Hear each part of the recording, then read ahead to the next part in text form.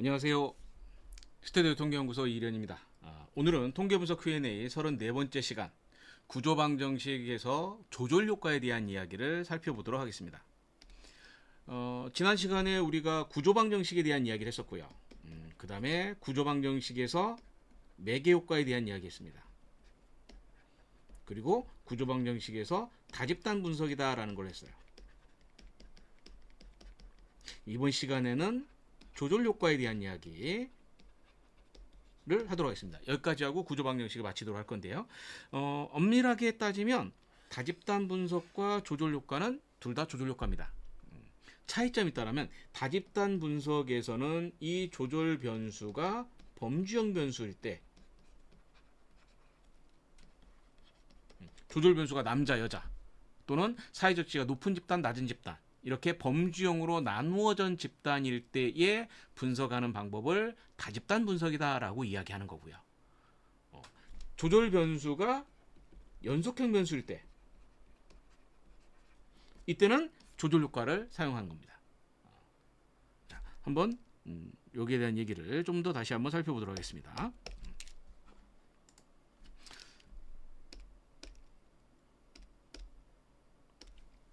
구조방정식을 합니다. 구조방정식을 하는데 이렇게 잠재 변수들이 있고요.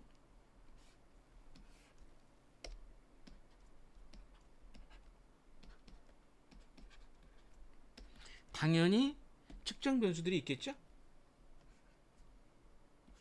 측정 변수들이 있을 거예요.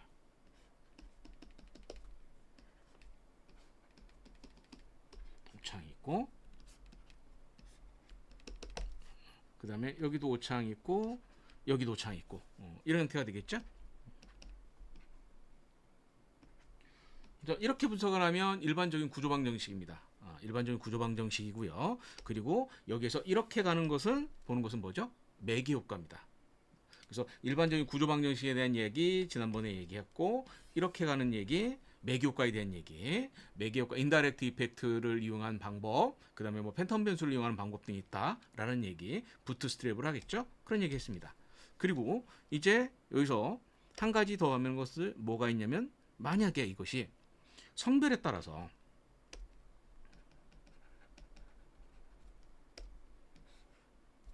이 두 집단 모형이 다를 거다라고 하면, 예를 들어 이렇게 들어가면, 이게 이런 경우가 다집단 분석입니다. 다집단 분석인데, 처음에 다집단 분석을 할 때는 보통 어떻게 진행이 되냐면, 성별이 있었을 때 이 성별이 여기 셋 다 조절할 거다라고 생각할 수도 있고, 또는 요 하나만 조절할 거다라고 생각할 수도 있겠죠. 그래서 어디를 조절할지 모르면 그냥 다집단 분석하고 두 모형 간의 경로계수의 구조계수의 유의성 검증을 하게 됩니다. 그런데 만약에 이런 식으로 특정 경로에서만 조절할 거다라고 하면, 다른 이쪽 경로는 생각할 필요 없죠. 이쪽 경로는, 이 두 개의 경로는 남자나 여자나 차이가 없을 거예요. 그러나 어디 여기 경로가 남자 여자 차이가 있을 것이다 라고 모형을 설정하고 분석한 겁니다. 이럴 때는 이 경로를 우리가 뭐라고 하냐, 그때 제약을 해준다 라는 형태로 얘기해 준 겁니다. 이렇게 해주시면 됩니다. 그런데 이제 이 조절 변수가 성별과 같은 범주형 변수가 아니라 사회적 지지 라는 것이 있고, 이 사회적 지지를 뭘로 측정했느냐? 역시 리커드 척도 문항들로 측정이 되어 있는 거예요. 그러면 이렇게 측정 변수들이 있겠죠. 그리고 얘가 여기를 조절한다. 우리 계속 한 대로 여기 할까요? 이렇게 조절한다 라고 생각해 볼게요. 이런 경우를 하는 것이 우리가 뭐냐? 조절 효과라고 이야기하는 거죠. 연속형 변수의 조절 효과다라고 얘기하는 겁니다. 그러면 이 모형 자체만 딱 보면 마치 뭐하고 비슷하냐? 회귀 분석에서 프로세스 매크로랑 거의 비슷하다라는 걸 알 수가 있어요. 다만 프로세스 매크로를 할 때는 얘가 어떻게 돼 있죠? 잠재 변수가 아니라 이렇게 측정 변수로 되어 있는 거죠.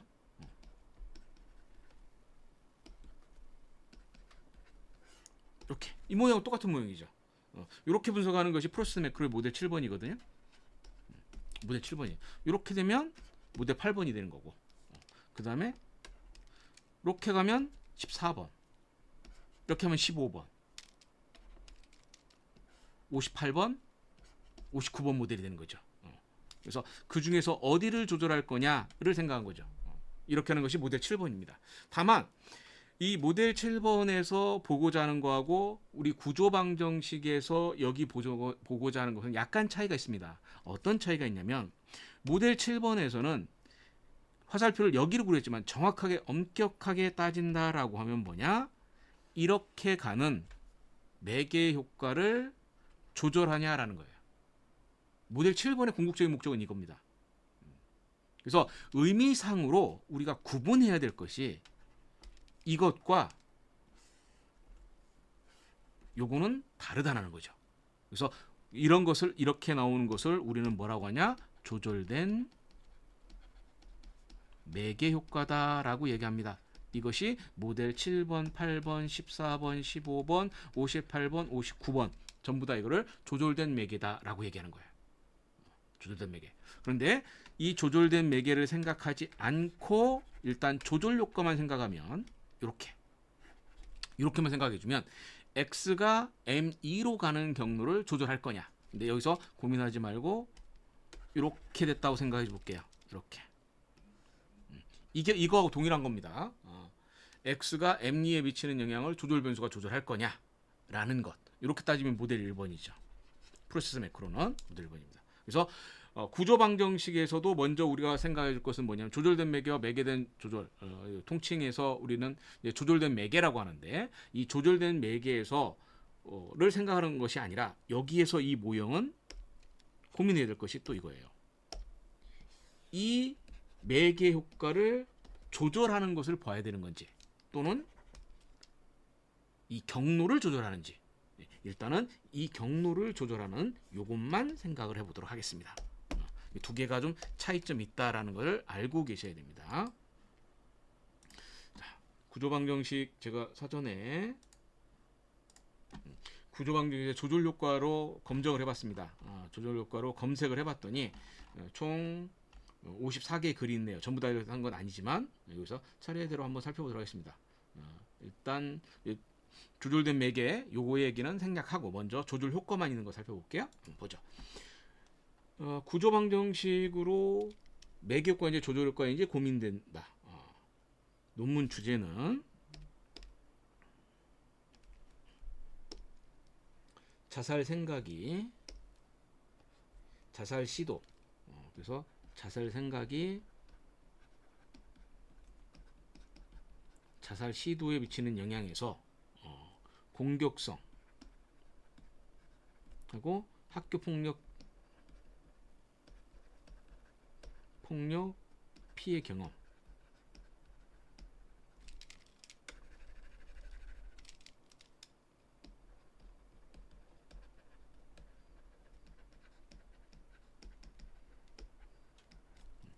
이거를 측정 변수로 하면은 회귀 분석의 프로세스 매크로 생각을 하셔야 되고요. 얘를 잠재 변수로 생각하면 구조 방정식으로 생각하셔야 됩니다. 일단 분석 모형에서 우리가 회귀 분석을 할 거냐 구조 방정식으로 할 거냐를 먼저 선택을 하셔야 되고요. 회귀 분석을 할 때는 이 토탈 점수 또는 생각 자체, 자살 시도 여부와 같은 것을 측정한 값 그대로 사용할 거냐 아니면 구성 개념으로 살펴봐서 잠재 변수를 할 거냐에 따라서 분석 기법이 달라지는 겁니다. 그거에 따라서 하는 건데 지금 여기에서 이 공격성과 학교 폭력 피해 경험을 매개 변수로 볼 거냐 조절 변수로 볼 거냐라는 고민이신 것 같아요. 자, 일단 이거에 대한 얘기를 해서 얘를 먼저 살펴볼게요. 학교 폭력 피해 경험 매개 효과를 검증하기 위해서는 이거는 지금 이야기는 구조 방정식만 되는 것이 아니라 회귀 분석과 구조 방정식 모두 동일한 얘기입니다. 매개 효과를 할 때는 자, 이 변수가 있어요. 그러면 이 변수들 사이에 사전에 선행 연구가 있어야 돼요. 이론적인 근거가 있어야 됩니다. 이론적인 근거가 있어요. 그리고 이 이론적인 근거에서 두 변수 사이에 개념 사이에 인과관계가 있어야 돼요.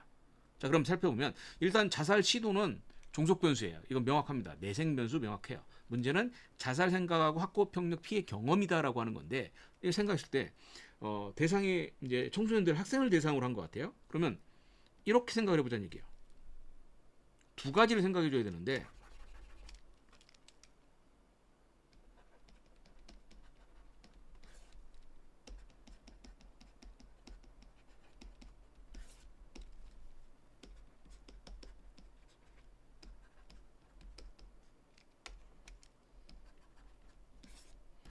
자, 학교 폭력과 자살 생각이 있어요.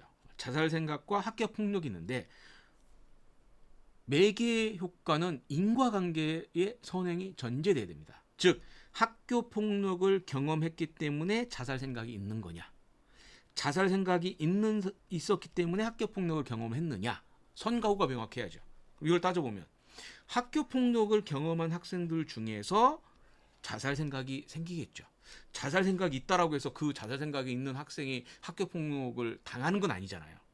그죠? 그러면 이 변수만 생각해주면 따지면 이렇게 되는 것이 맞는 것 같아요. 그러면 요 셋 사이의 관계를 따져보면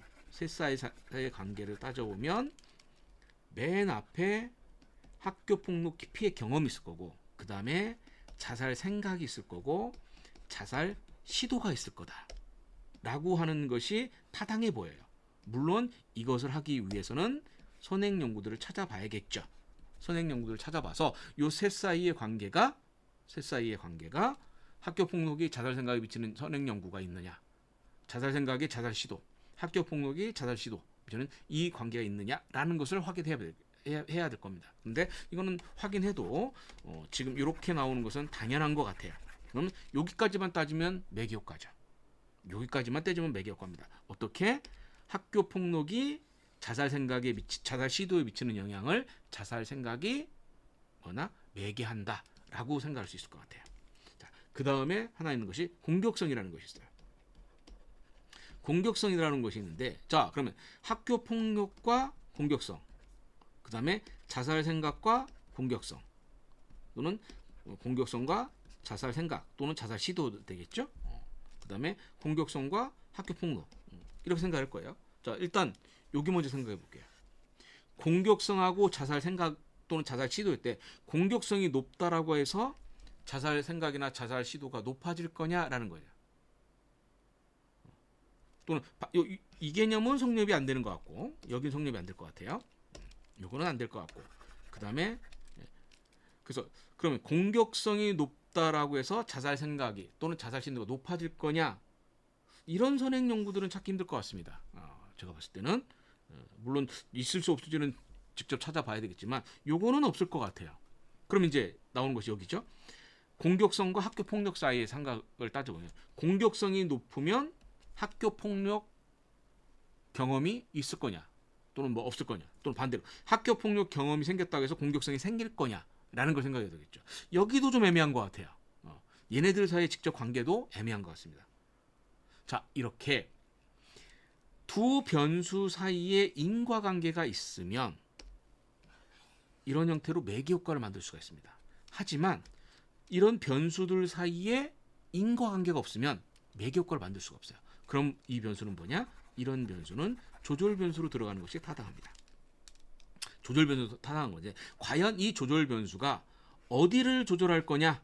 셋 중에 이건 고민하셔야겠죠. 어디를 조절할 거냐? 셋 다 조절할 수도 있고 셋 중에 하나만 조절할 수도 있고요. 이거는 뭐 좀 더 고민해 보시고 데이터에서 분석을 해서 확인해 봐야 될 것 같습니다. 자, 한번 살펴보죠. 자살 생각이 자살 시도 미치는 영향에서 공격성과 학교 피해 경험의 매개 효과. 여기서 봤을 때는 공격성은 제가 봤을 때는 조절 효과. 그리고 학교 피해 경험은 자살 생각과 자살 시도 사이에 매개하지 않는다라고 생각이 들고요. 만약에 하나 생각한다면 이건 생각할 수 있을 것 같아요. 어떻게 생각할 수 있냐면, 자살 생각이 자살 시도에 미치는 영향을 학교 폭력이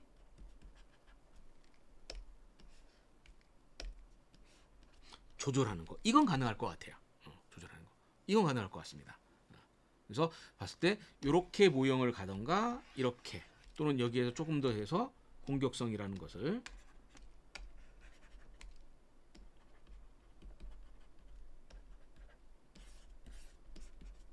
이렇게 가는 거, 또는 좀 더 발전되면 이렇게 가는 거, 그것도 한번 고민해봐야 될 문제인 것 같아요. 어떤 모형으로 할지는 좀 더 타당할지는 이론적 배경 선행 연구들을 보고 결정하셔야 될 것 같습니다. 일단 이렇게 나왔는데, 그래서 학교 폭력 피해 경험과 자살 생각에는 이별적 상관관계가 유의하지 않았습니다. 그럼 그 얘기는 무슨 얘기냐면 요 변수 사이에 대한 선행 연구가 없었다는 얘기죠. 인과관계가 없었다는 얘기예요. 인과관계가 있어야만 이 모형을 설정할 수 있습니다. 없으면 어떻게? 이렇게 조절 효과로 설정해 주셔야 됩니다. 이론적으로 자살 생각이 공격성과 학교 피해에 미치는 것이 아니라, 그죠? 공격성과 학교 폭력이 피해 경험이 자살 생각과 자살 시도에 미치는 영향으로 연구되어 있습니다. 그죠? 이렇게 아까 말씀드렸듯이 이렇게 되는 것이, 공격성도 지금 저는 조금 의심스러웠는데 이제 이렇게 가는 거, 요거는 이제 선행 연구도 좀 살펴봐야 되겠죠. 이런 거 매개효과, 조절효과 모형 설명을 해야 되는 것이 궁금합니다. 예, 제가 봤을 때는 조절효과가 좀 더 타당해 보입니다. 매개효과가 맞다는 공격성과 학교 피해 경험에 대한 다중효과 검증을 해야 되는데, 이때 자살 생각에서 상관관계가 없는 학교 피해 경험으로도 인과관계 하살표 설정되는 것이 가능하냐, 이렇게 설정하는 것이 가능하냐, 선행 연구에서 이런 부분이 있다라고 하면 설정할 수 있습니다. 말씀드렸지. 근데 우리 연구에서 해봤더니 유의하지 않았다, 그건 상관이 없어요. 그건 이제 밝혀지면 되는 문제이기 때문에. 그래서 제가 봤을 때는 이런 형태의 모형으로 가는 것이 타당해 보인다라고 얘기할 수 있습니다.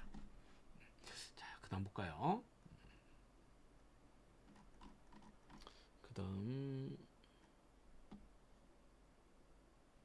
조절효과, 조절된 매개효과. 독립변수가 4개. 독립변수가 4개란 얘기는 이 얘기겠죠. 외생변수가 4개 있고, 매개 변수가 하나, 종속 변수가 하나. 이 상황이네요. 외생 변수에서 내생 변수로 가는 경로가 있을지 없을지는 모르겠어요. 조절 변수가 연속형 변수이고, 얘기는 여기서 이렇게 나오는데 여기에서 이렇게 미친다는 얘기인가요?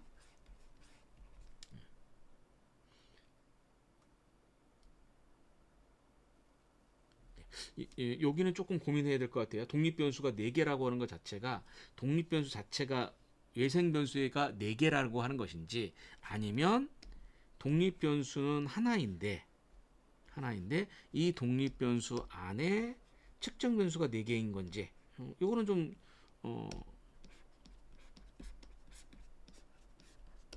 고민해야 될 것 같아요. 그렇지만 어쨌든 이거든 여기에 조절 변수가 있다라면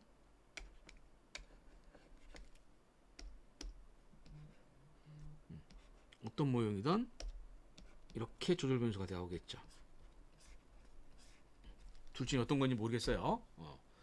그렇지만 이렇게 나왔습니다. 그럼 이런 경우에 어떻게 분석을 해야 되느냐라는 거죠. 그리고 이 변수가 조절 변수가 연속형 변수예요. 연속형 변수입니다.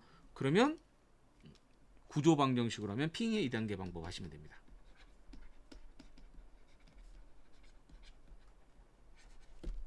핑의 2단계 방법으로 사용하시면 됩니다. 그런데 이제 여기에서 프로세스 매크로 할 거냐? 프로세스 매크로 할 때는 뭘 하겠냐? 회귀 분석을 하겠다는 얘기예요. 회귀 분석. 회귀 분석으로 하게 되면 아마 이런 모형, 여기서 이렇게 바뀌겠죠? 이렇게 바뀌겠죠? 어떤 걸 하든 상관이 없습니다. 그건 연구자가 결정해야 될 문제입니다. 구조 방정식으로 할지 회귀 분석으로 할지는 연구자가 결정하셔야 될 문제입니다.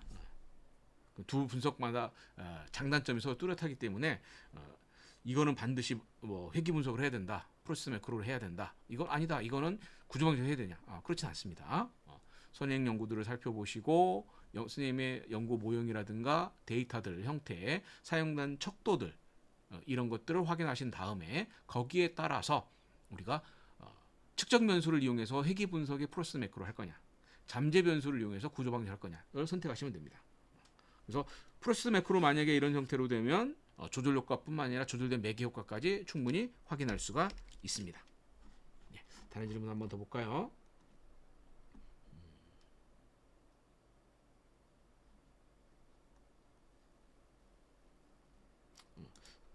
요거 한번 더 볼까요?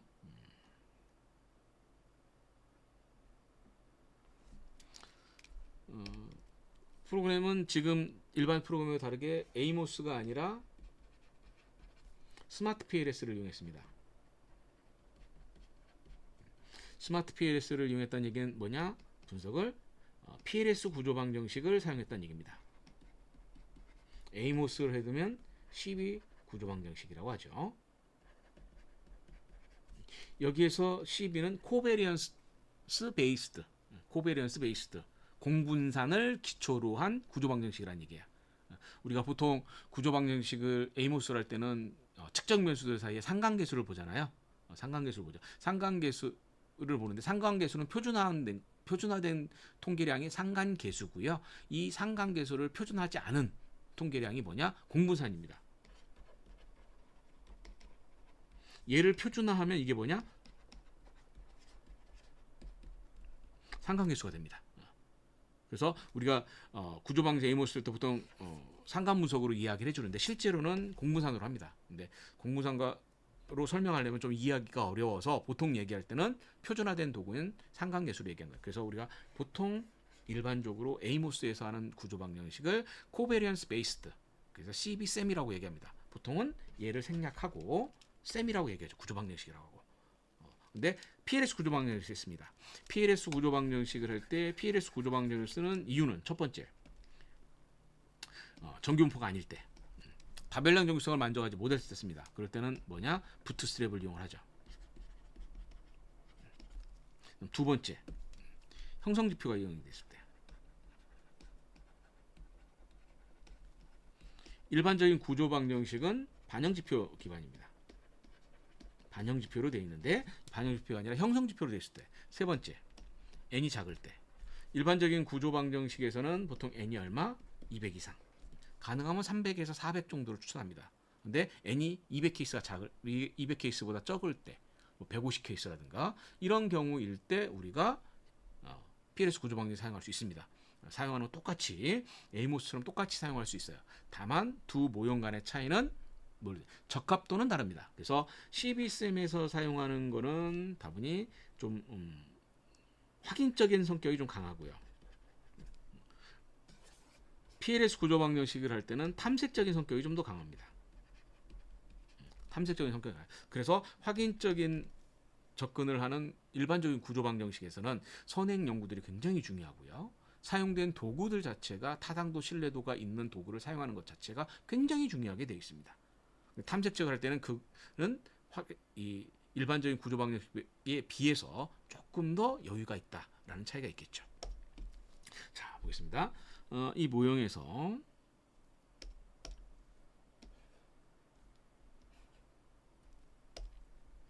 STA라고 하는 것이 IWS에 미치는 영향을 분석을 합니다. 그런데 GP 이렇게 되어 있으면 이거는 뭐냐면 이게 이분형 변수라는 얘기입니다. 이분형 변수예요. 이분형 변수이기 때문에 여기는 이렇게 되겠죠. 이렇게 조절 효과입니다. 조절 효과죠. STA하고 IWS는 이렇게 되겠죠. 측정 변수가 있을 거예요. 측정 변수가 있을 거예요. 자, 이렇게 될 거예요. 결과를 봤는데 조절 효과에서 미치는 영향을 봤더니 마이너스 0.006 p-밸류가 유의하지 않네요.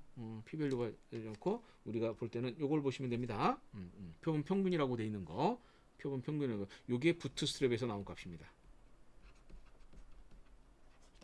그래서 이 값이 0.008이고 p-밸류가 0.896이네요. 0.6가 크죠? 조절 효과 없는 겁니다. 조절 효과 없어요.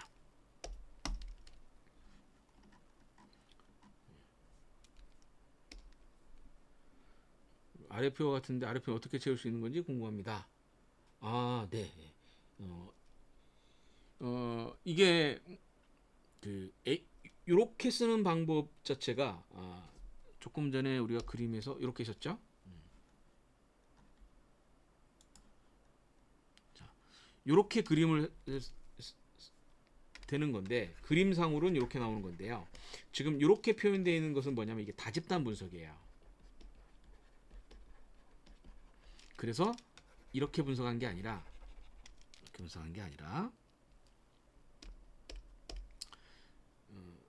아까 R로만 가지고 한번 분석하고 그러면 분석했을 때 여기에 개수값이 나오겠죠. 여기 개수값이 나올 거예요. 그러면 요 값을 채울 수가 있을 거예요.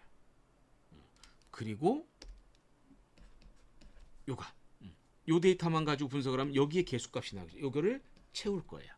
그럼 이건 에이모스에서 하는 다집단 분석 형태야. 근데 PLS 구조 방정식에서는 스마트 PLS는 이렇게 다집단 분석을 지원하지 않습니다. 지원하지 않기 때문에 요표 경로가 나오질 않아요. 요표 경로가 나오죠. 만약에 이렇게 나오고 싶으면 어떻게 해야 되느냐? 데이터를 두 번 분석하십니다. 요거 가지고 한 번 분석하시고요. 그러면 요 값 나오겠죠. 그리고 이 데이터를 가지고 분석하시고 그러면 여기 값이 나오겠죠. 이렇게 나올 거예요. 근데 이때 요 차이 검정값 요가 그러니까 여기 P밸류 요 둘 사이의 차이가 있는데 여기는 이걸로는 알 수 없습니다.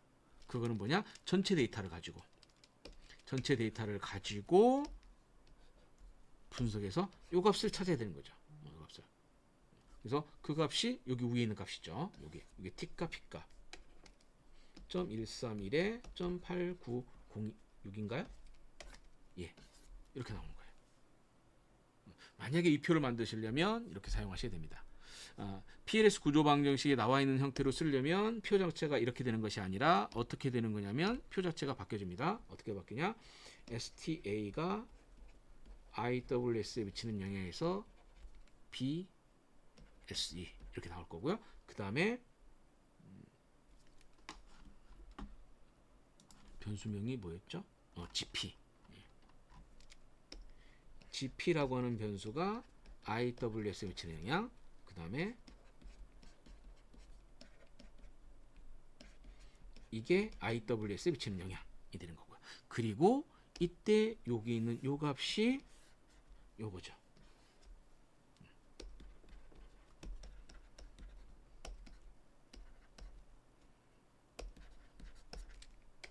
이렇게 되는 겁니다. 표 자체가 이렇게 그려진다. 그래서 일반적인 에이모스에서 사용하는 다집단 분석하고 여기 약간 차이가 있다라고 하는 거 해야 됩니다. 예, 하나만 더 볼까요? 예, 조절 효과 해석 방법. 에이모스를 이용해서 조절가 있고 두 변주로 나누어서 이거 다집단 분석 같은데요. 예, 높음 낮음. 예. 이건 지난번에 했던 것 같은데. 예. 좀 넘어가겠습니다.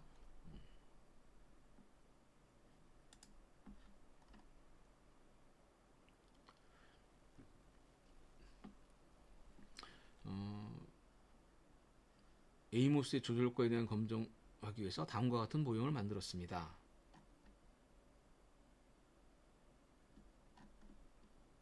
다음과 같은 경로를 만들었는데 요게 그림이 이렇게 그리는 것이 아니라 구조 방정식 일단 이렇게 그렸을 거고요. 그리고 요 경로를 얘가 조절한다. 이렇게 그려야 좀 더 타당한 모형이 됩니다. 예, 타당한 모형이 됩니다. 그래서 요 그림을 다시 그려주면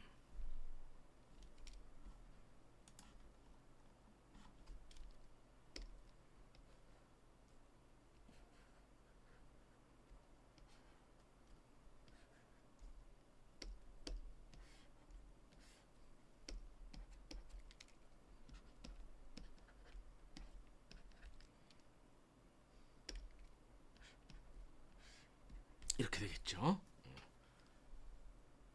근데 지금 표현 자체가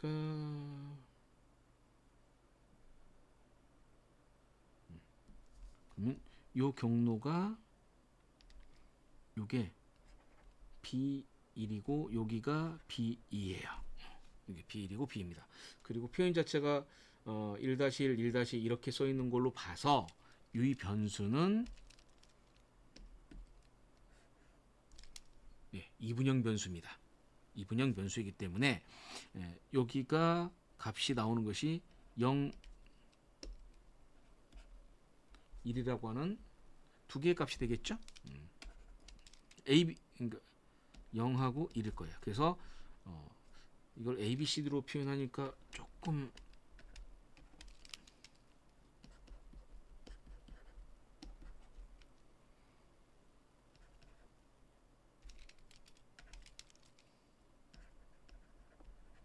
됐죠. 그래서 그룹이 1이었을 때 X1이 Y에 비치는 경로, 그 다음에 X2가 Y에 비치는 경로가 있겠죠. 이 경로에서 그룹이 0일 때는 여기가 B1-1이고 B2-1입니다. 여기는 B값이. 그리고 그룹이 1일 때는 이 경로가 B1-2고 이 경로가 B2-2가 되는 거죠. 그래서 비교를 할 때는 이 두 개를 비교하는 거죠. 그러니까 0번 그룹일 때 그룹이 X1이 Y에 비치는 B값과 1번일 때 X1이 Y에 비치는 영향. 그래서 여기에 비치는 영향 요게 T값입니다. 그 다음 요 둘 사이의 차이. X2가 Y에 비치는 영향. 그래서 0번 그룹, 1번 그룹일 때 이렇게 요게 T값이죠. 그러면 이렇게 분석하는 거는 정확히 따지면 다집단 분석이고요. 범주형 변수이니까 다집단 변수입니다. 다집단 변수에서 T값이 1.96 이상이면 1.96보다 크면 P-밸류가 0.05보다 작아서 유의한 차이가 있습니다. 그러면 여기는 유의하지 않고 여기가 유의하다는 얘기죠. 그 얘기는 뭐냐? 여기는 유의하지 않고 여기가 유의하다는 얘기야. 즉 X1이 Y에 비치는 영향을 이 그룹에 따라서 달라진다라는 얘기가 됩니다. 그리고 한번 결과를 한번 볼까요? 그래서 다시 이제 여기를 원래대로 따져보면 얘가 A, B, C죠. A가 C에 비치는 영향이 여기 D의 그룹 여기 1번 집단, 0번 집단이라고 할게요. 했을 때 여기에 있는 B값 그리고 여기에 있는 요 B값. 자, 일단 생각해 둘 것이 얘가 유의하다라고 하는 것은 A가 C에 비치는 영향은 조절 변수가 높은 집단의 양으로 유의한 거고 조절 변수 D가 낮은 집단은 A가 C에 비치는 영향이 양으로 유의한 거예요. 이거는 각각의 집단에 대한 얘기고 조절 효과는 뭐냐? 이 두 개. 여기에 비치는 영향이 어떻게 돼요? 결국 정리를 하면 여기 B값이 0번 그룹의 B값은 0.571이고 1번 그룹의 B값은 0.284죠. 요 둘 사이의 차이를 비교한 것이 요값입니다. 유의하죠. 유의하다는 얘기예요. 자, 그러면 A와 C의 관계에서 D의 조절 역할을 한다라고 볼 수, 그 마찬가지죠. A와 C의 역할에서 D 역할을 한다. 근데 B와 C의 관계에서, 자, B가 C에 비치는 영향, 여기에 비치는 영향이 있습니다. 근데 여기 요 값이 나왔죠.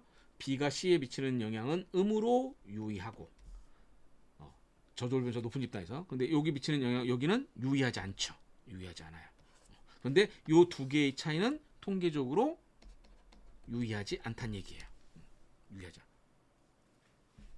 자, A와 C의 관계에서 D의 조절 변수가 한다고 있을 건데 B와 C의 D의 조절을 한다고 할 수 있을까요? 아니, 없습니다. 없습니다. 높은 경우에는 영향을 붙이고 낮은 경우에는 못 미쳐 나타나는데 그럼 얘가 음으로 유의하고 얘는 유의하지 않지만 요 정도 차이 가만히 보시면 요 둘 사이의 차이를 보면 0.571과 0.28 사이의 차이를 볼게요. 그러면 617 그 다음에 여기가 8 0.27만큼의 차이가 생기죠. 근데 여기는 마이너스 0.156이고 그 다음에 0.020이네요. 그러면 여기 마이너스 플러스니까 이렇게 하는 게 이렇게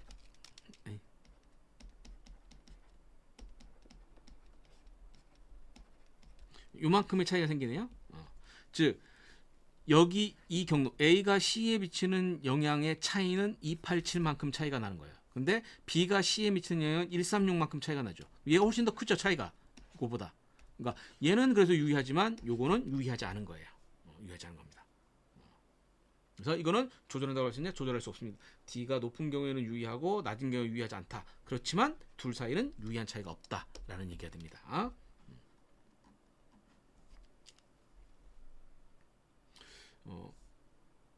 1.96보다 예, 조금 더 마찬가지. B에서 C에 미치는 경우에요. 높고 낮음에서 모두 유의하고 단지 부호만 다른 경우는 어떻게 무슨 말일까요? 예, 그대로 해석하시면 됩니다. 지금 여기에서 따져 보면 결국 이거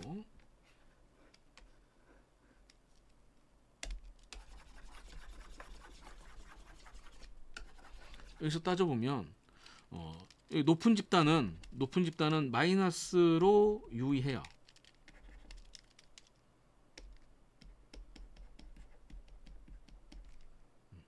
그런데 낮은 집단은 유의하지 않아요. 그럼 이건 나온 현상 그대로 설명하시면 됩니다. 조절 변수가 높은 집단은 B가 C에 미치는 영향이 음으로 유의하고 조절 변수가 낮은 집단은 B가 C에 유의한 영향을 주지 않는다. 하지만 이 둘 사이에는 통계적인 차이가 없다라고 얘기하면 됩니다.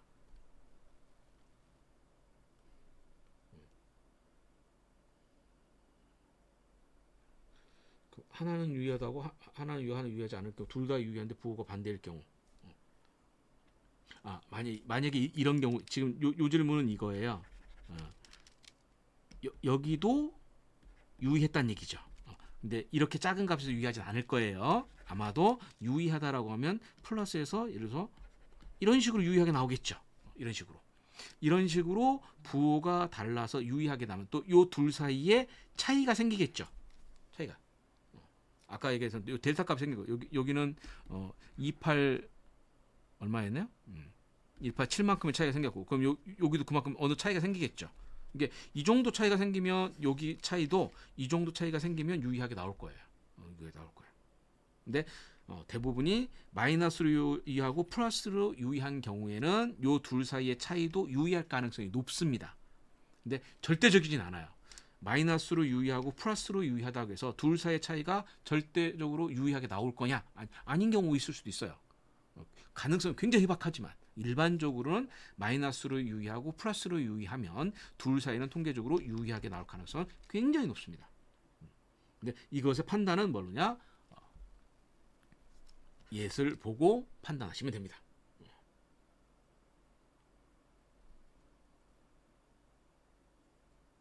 없습니다.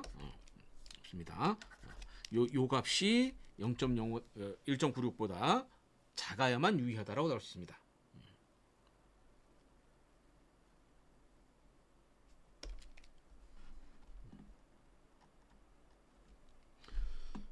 첫 단계는 조절 변수가 높은 집단과 낮은 집단 유의확률 P값이 모두 요 값을 유의하지 않아서 조절가 없는 경우. 예, 그죠? 둘 다 유의하지 이것도 유의하지 않고 얘도 유의하지 않으면 요 둘 사이의 차이도 유의하지 않아. 예, 그런 거의 그렇게 나옵니다. 두 번째는 하나는 유의하고 하나는 유의하지 않을 때 그럴 때는 둘 사이의 차이가 유의할 수도 있고 유의하지 않을 수도 있어요. 두 샘플에서 하나의 샘플은 유의하고 이렇다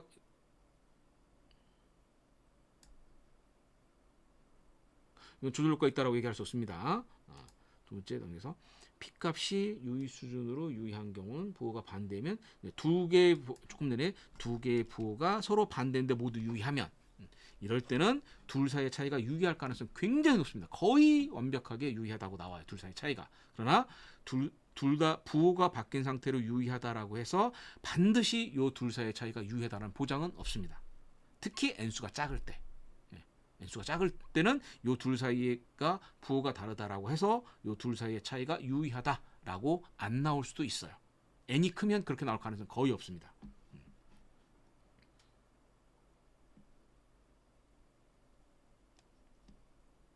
한 그룹은 유의하고 다른 건 유의하지 않다. 두 그룹에서 모두 유의한 경우 부호가 반대인 경우.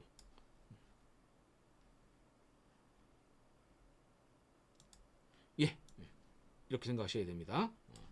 p-value는 n수에 굉장히 민감합니다. n수에 민감하기 때문에 좀 전에도 얘기했지만 n이 작으면 이렇게 나왔다 하더라도 유의하지 이 둘 사이의 차이가 유의하지 않게 나올 수 있습니다. 안 수가 있어요. 근데 n이 크면 이렇게 나오면 둘 사이가 유의하게 나올 수도 있어요. 유의하게 나오는 게 일반적이에요. 그러니까 일반화된 건 아니죠. 그래서 우리는 뭐냐? 이걸 가지고 p-value로 판정을 해주셔야 된다라고 하는 겁니다. 자, 마지막 하나만 더 살펴볼까요?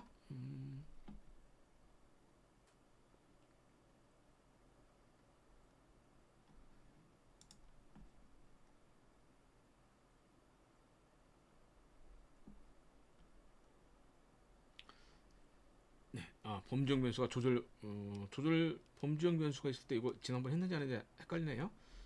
일단 뭐 이건 해보죠. 범주형 변수일 때는 다집단 분석을 합니다.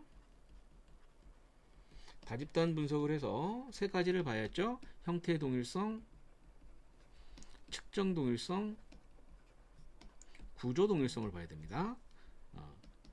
형태 동일성은 다집단 분석을 하면 모형을 똑같이 만드니까 무조건 있어요. 측정 동일성은 유의하지 않게 나와야 돼요. 그리고 구조 동일성은 유의하게 나오면 조절 효과가 있다라고 이야기합니다. 만약에 이렇게 나오면 조절 효과가 없다라고 이야기하는 거고요. 만약에 얘가 이렇게 나오면 측정 동일성이 없다라면 이거를 다집단 분석을 할 수 없어요. 그럴 때는 두 집단은 서로 층화되어 있는 집단, 완벽히 서로 다른 집단이기 때문에 각각 분석해야 된다라고 이야기해야 됩니다. 각각 분석해야 됩니다. 그리고 그 다음에 가서 그래서 다집단 분석에서는 이렇게 하겠죠. 그리고 여기가 이렇게 나오는 거죠. 이렇게 나왔으면 조절 효과가 있는데 어디에서 조절 효과가 있는지에 대해서는 우리가 확인을 해야 되겠죠. 다집단 분석 여기를 조절하는지 여기를 조절하는지 셋 다 조절할 수 있고 아닐 수도 있고요. 그럴 때는 우리가 뭐냐? 제약을 합니다. 그래서 자유 모형과 제약 모형을 만들어준다라고 하는 거예요. 독립에서 배계 여기 세 개의 경로입니다. 이걸 각각 A1, A2, A3 뭐 A1, B1 뭐 이렇게 했네요. 이렇게 나오는 거는 이렇게 하는 것은 자, 조절 변수가 있는데 이 조절 변수가 조절하는 것 같아. 그런데 어디를 조절하는지 몰라요. 셋 중에 어딘가 하나를 조절하고 것 같아.